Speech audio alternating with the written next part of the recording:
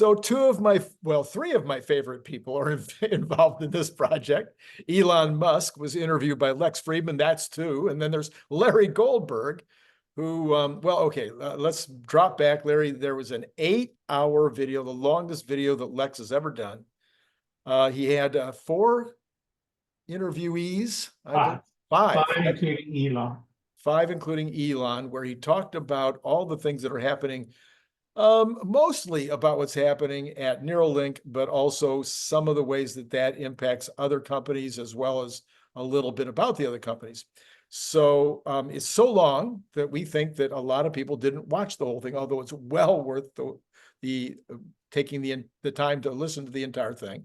But Larry, you then decided you were going to actually write up a piece by piece, step by step, character by character. Tell me what your theory was here. I just summarized each. There you go. I summarized each interview with the salient points that was made in the interview and a very brief introduction of each interviewee. What I intend to do tomorrow is just write my own comments on the interviews, because I spent last weekend listening it for 8.5 hours, and then I let it settle during this week. And then what I did this weekend is simply summarize just the major points that were discussed by each of the players. And so Lex started by interviewing Elon, and as will happen with Elon, they kind of covered quite a large swath at a very high level.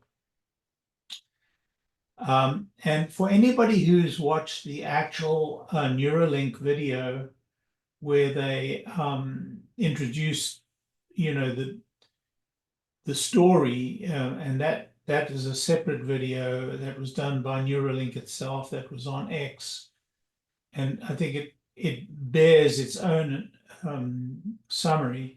But anybody will understand that this is a group of incredibly talented people.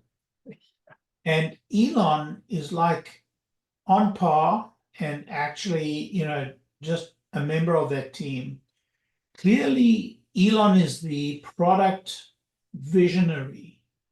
So he's taken some fairly conventional ideas, and this is my summary of what is going to happen, what I'm going to write about tomorrow. He's taken conventional ideas, very conventional ideas about brain implants, and he's added to those conventional ideas and the brilliant ideas of these brilliant scientists who he's working with to sculpt a remarkable product.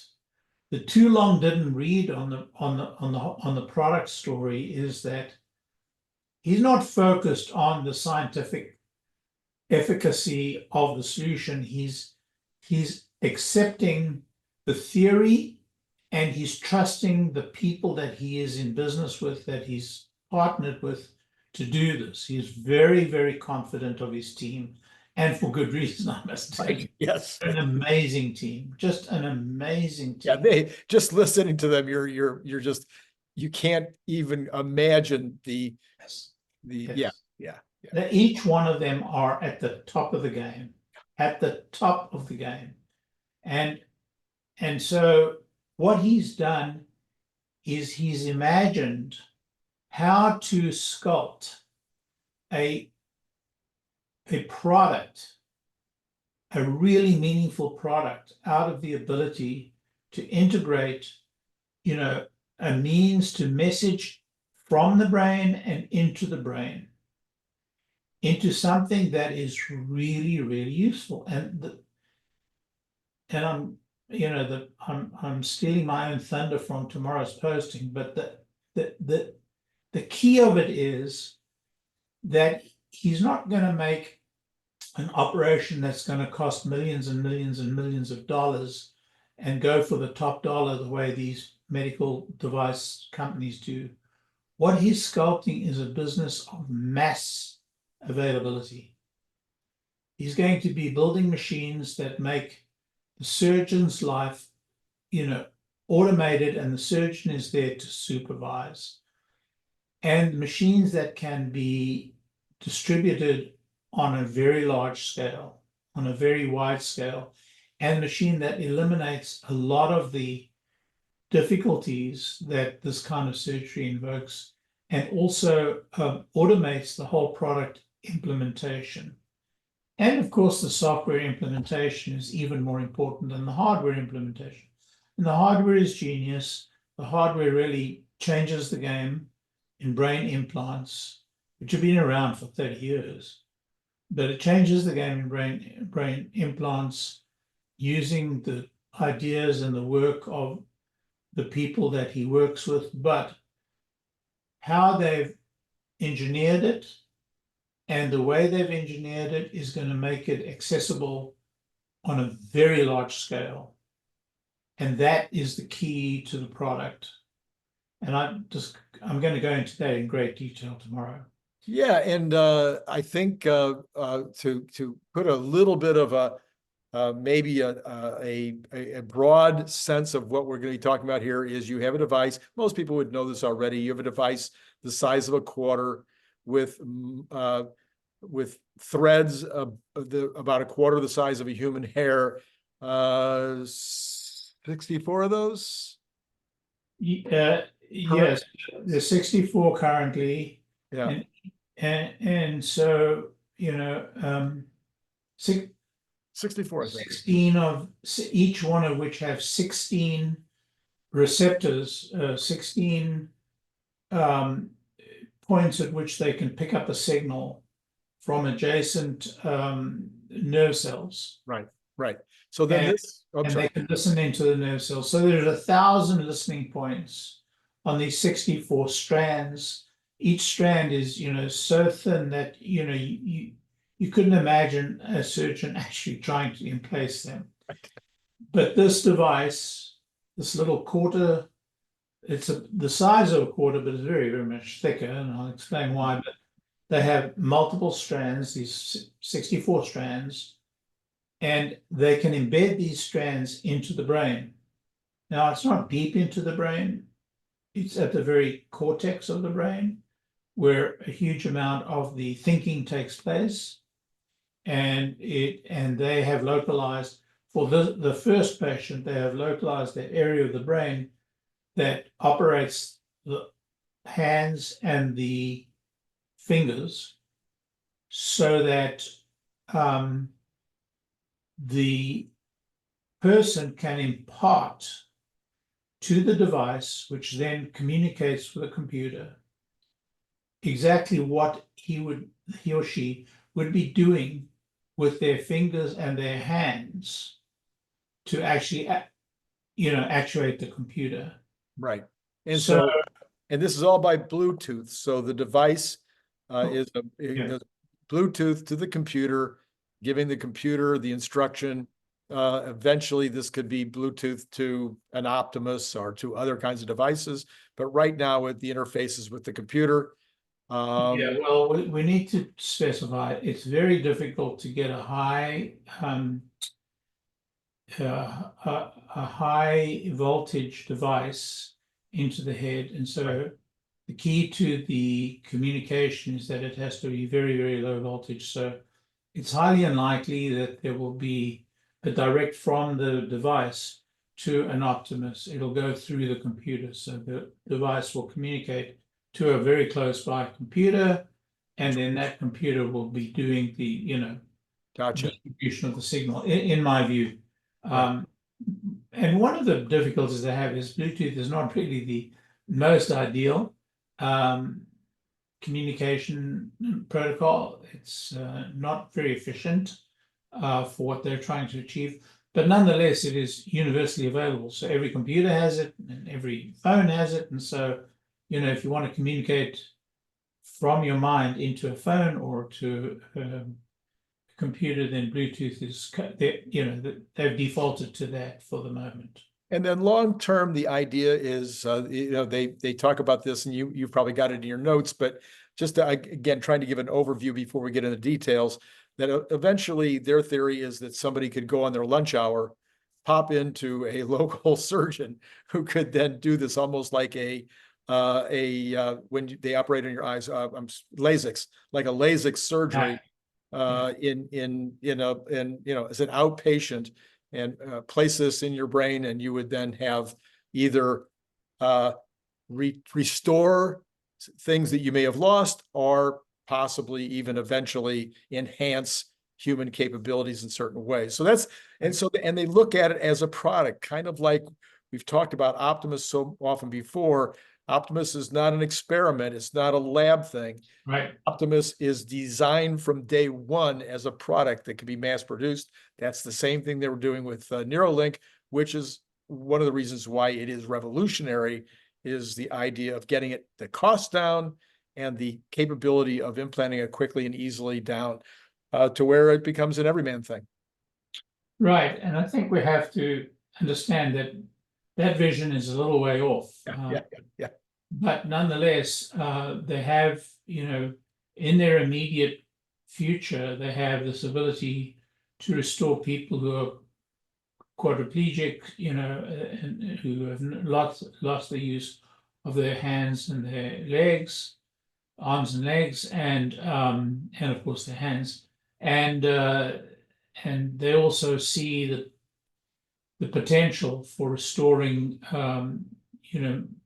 the ability to connect the spine to the brain, which will solve the problem of quadriplegia,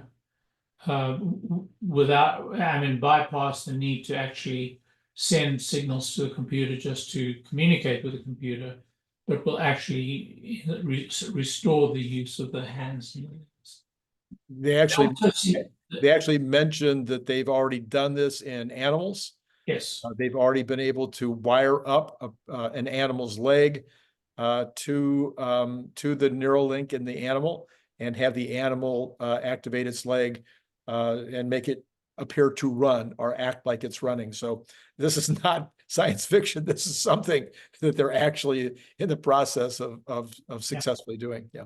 And in addition, they see the ability to restore eyesight. Yes. Because, this device can talk to the cortex, that's the top, layer of the brain. And in the cortex lies things like sight and things like, the movement of hands and the movement of legs. So all of that is what they see for the future. And, a lot of that is in the conversation. Yeah.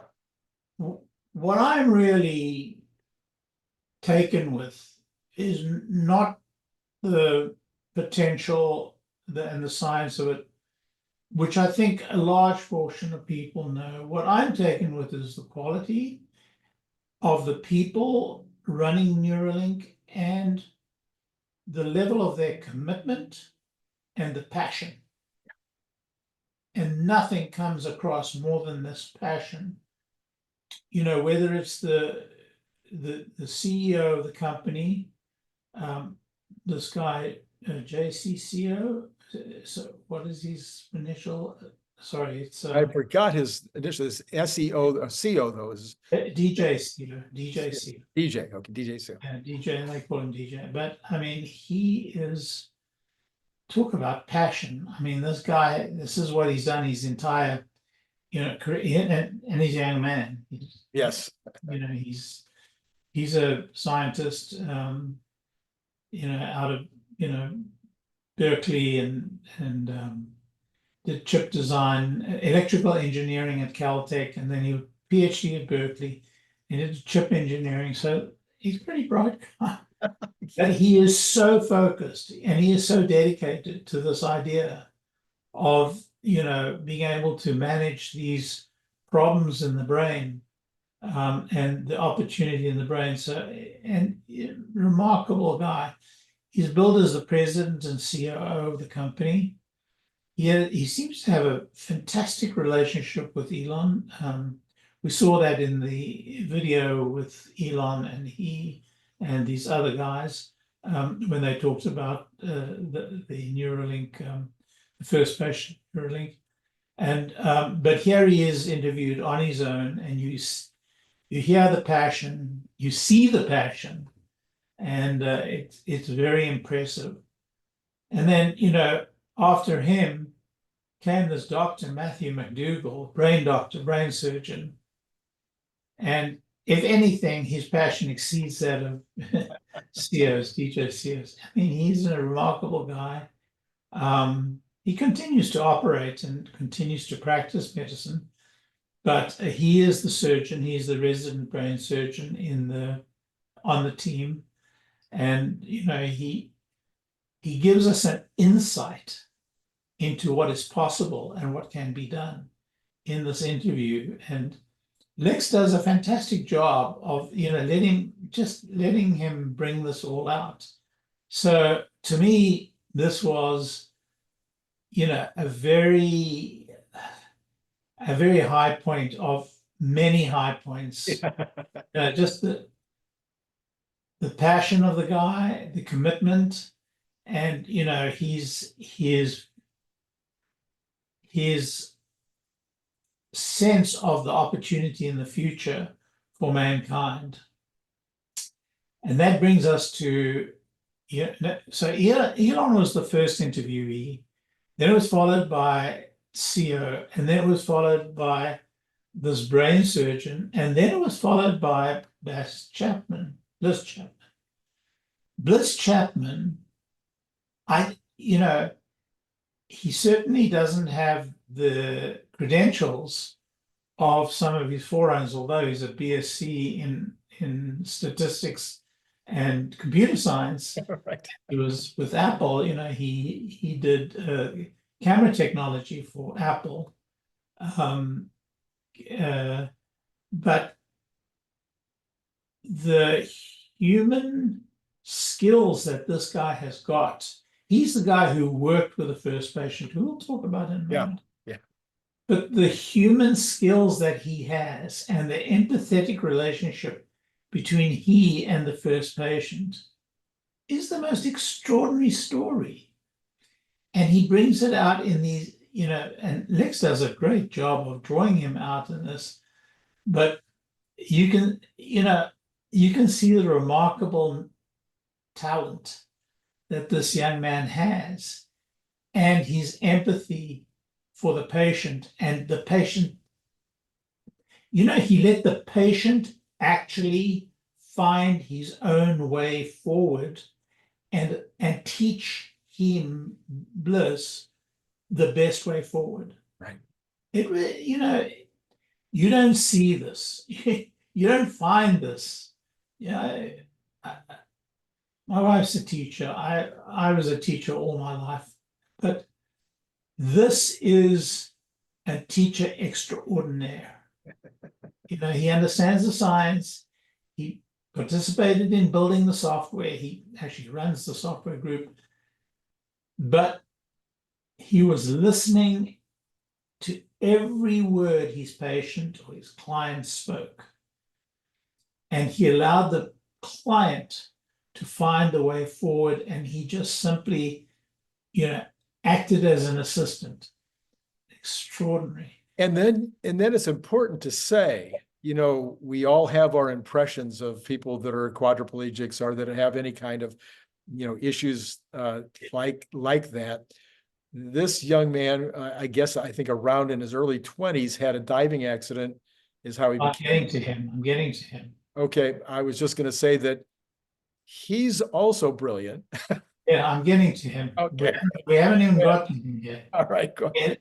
And when you talk about this cast of characters, I just want to take them through one step at a time, because each of these remarkable people, Elon included, from the Neuralink team, starting from the vision of CEO and Elon, and then going on through the brain surgeon and through the software lead and the support team that he brings with him to the patient, and the relationship he has with the patient. Yeah.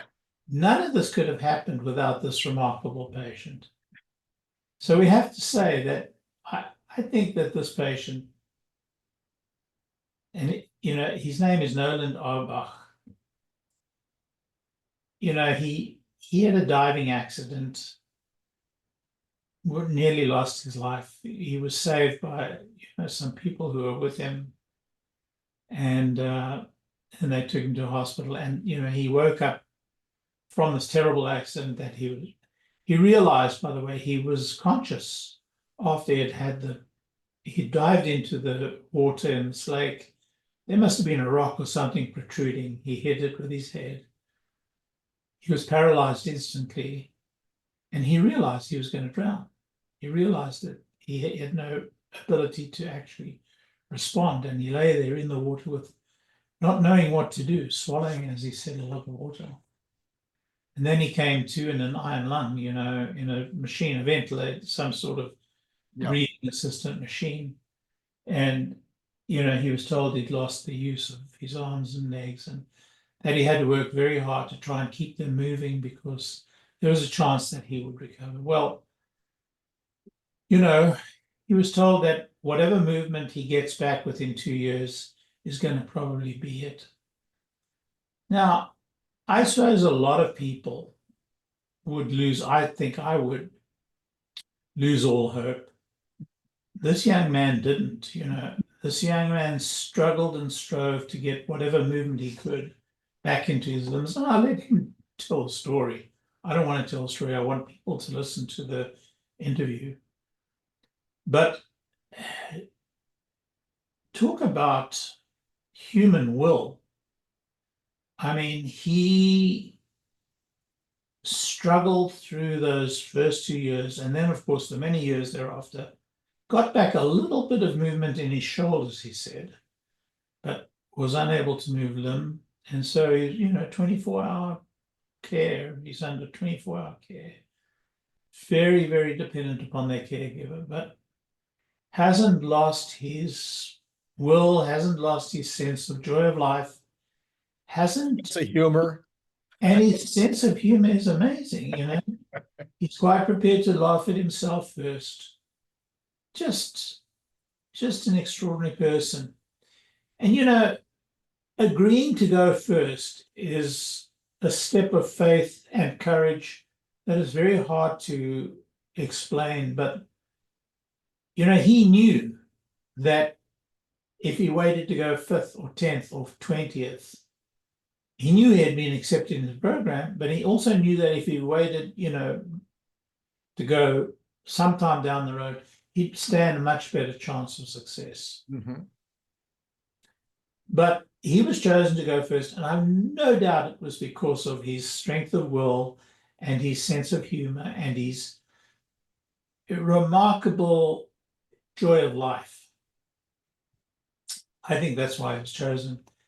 And so he accepted that risk, again, because, he was very excited about the opportunity, but he wanted that opportunity for everybody who came after him as well. Which is, it's a remarkable attitude. It could be a movie all by itself. It could be, Absolutely. It's inspirational. It's so inspirational. It would make anybody feel like, oh my gosh, I need to go out and do more with my life. I mean, this kid talks about from day one, he's trying sometimes for hours and hours and hours, trying to get his little finger to move, just thinking about it. He talks about the fact that his life is now dedicated to just doing the most he can do with what he has. Well, Yeah. what kind of a better message could you possibly want from a person? It's amazing. It's just absolutely incredible. And this was an athlete. He says he's extremely competitive. And so he's competing with himself and competing with others, because what he mostly does right now is play games, various kinds of games, in order to help calibrate the computer and help the programmers understand the software. And we have to get there first. Okay. So the point is, Yeah. in order to make this software, in order to make this device work, he has to work very hard to get the device to understand what he's thinking. And to do that, he does it by feedback from what he sees on the screen. So they start with this game, just squares, just a big square on the screen divided into these multiple squares across. And all he has to do is think about trying to move the cursor to wherever, a blue dot lands on a square, or a blue dot lights up a square in this matrix of 64 by 64 squares. And, the level of focus and concentration that he used. Now, you must understand that before this, because he has no movement in the hands, no movement in his feet, he had to use a stick in his mouth to touch the screen with,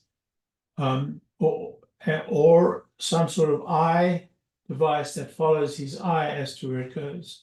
Both incredibly complicated, incredibly difficult to use, and incredibly unreliable, and incredibly slow. So there he was, focused on trying to move that dot and ultimately achieving that goal. And then, from that point, he just kept going and kept going and kept going until he was able to really move that cursor as fast as somebody with a mouse could. Yes. Literally. Maybe faster. Maybe faster. But, he's so competitive. He's now focused on, beating the world record, which he did. Yeah. And now he's focused on, beating a handed person with hands. And not a word of complaint. Works 8 hours a day sometimes without an issue. Well, many times more than 8 hours, because the battery only lasts 6 hours between charges, and he'll go with 2 or 3 charges a day. So, and just an amazing will to succeed, desire to succeed, and more than that, a desire to get this thing to work for the people that come after him. Now, it hasn't been without challenges. Yeah. It's been very challenging. Firstly, to learn how to make this cursor move just by thinking. And secondly, what's happened is that many of the strands have pulled out. They think they know why, they think, they know what's happening. But of the 64, only a small fraction actually got embedded. And then some of them have pulled out. And so what happened is that he very rapidly was able to use the device, and then suddenly it fell off. And he was very, obviously very upset about that. And yet they were able to adjust the software that, even though many of the strands had pulled out, it was able to work. Maybe At not the same level, at the same level or better. Yeah. Well, at first, not at the same level. Yeah. But as he worked through it and got better and better at it, they actually improved the level. And that's all about software. That's all about learning what works in the software. With over-the-air updates. Yes, literally. Actually, they didn't really have, yes, it was over-the-air updates, but really the updates happened at the software level. Sure. On the computer, because the signals are the signal. Right? But,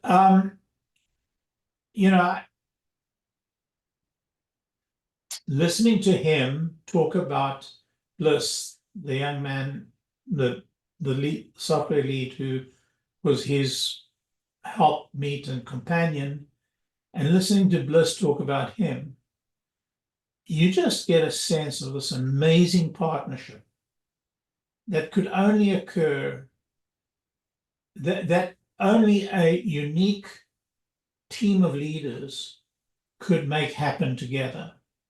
Those that follow them will not need this level of skill and this level of will and this level of cooperation, because they will be, they will be the trailblazers. Right. And right. Those that follow, it will be a lot easier for them. But I have to say, it is one of the most inspiring things I've seen in my life. And it's not, it's not written in a script by Hollywood. It's real life. It's real life, and Yeah. it's really amazing. And the young man is also a Christian with deep faith, and he talks at great length about how he prays to God about things and listens and pays attention to God's leadings. So that's inspirational also. Yes, it gave him a huge amount of,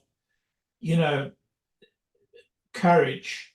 That it's really hard to muster this level of courage to go through what he's gone through, and yet persist, and not only persist, but to to reach this level of of victory. Anyway, it's very inspiring. And I must say that Lex forms a really good relationship with him. It seems very easy to form a good relationship with him. Yes.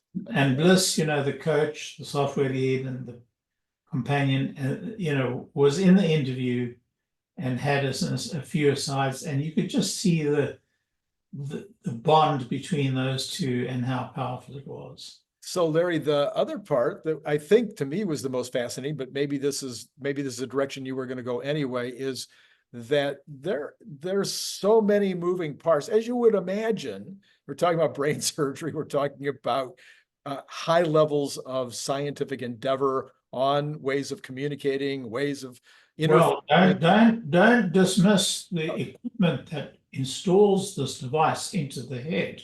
Yeah, that's it is a triumph of engineering. Yeah. There's no surgeon that could, and the surgeon explains this in very great detail.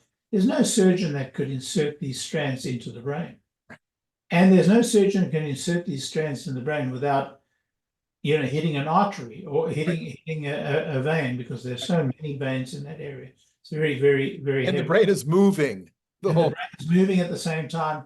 And so this is a robot. This is a device they manufacture from the ground up, absolutely from the ground up, that takes the surgeon opens up the skull, which is apparently a very straightforward operation done very many times. And then the robot, this machine, inserts these strands, these microscopic strands, very accurately into the brain. Then the surgeon puts the device into the hole that he's made and then closes the skull. And so the surgeon is really there to supervise, is there to help set up the machine to be in exactly the right spot for the particular ailment that they're treating. They know exactly what moves the arms in the brain, what area. And so they put these strands into that part of the brain. So these strands are able to listen or to the nerves, the neurons that fire in that area, which are telling, the hand to move. And it's up to the patient to think of which finger he wants to move, and that determines which neuron wants to fire, and that determines which strand and which listening device on the strand picks up that neuron. And that by software resolves over a period of training, when he's thinking of moving a particular finger or arm, which neurons to fire. And what's so interesting about it is that because so many strands are pulled out, they had to get beyond listening to each particular neuron. They had to listen to all the neurons talking and interpret that to a particular motion. And I think they've learned from that, some enormous amount of information in terms of what is possible and what they can do.